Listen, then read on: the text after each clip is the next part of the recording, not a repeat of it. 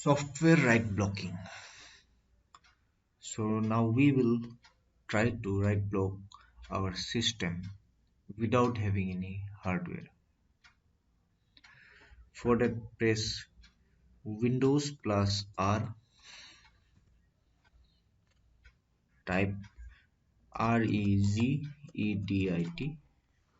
which will open up the Registry Editor.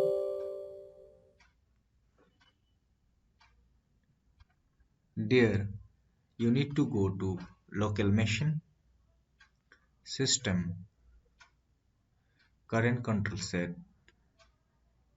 Control. Right click on the control, click on New, key, rename it as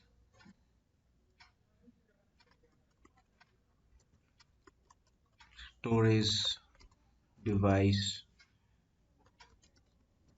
Policies. There should not be any spaces between the word.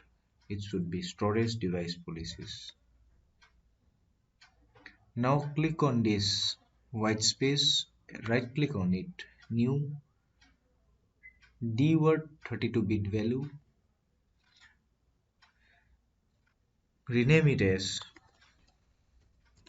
write protect, no space in between, double click on it, change the value data to 1, click OK.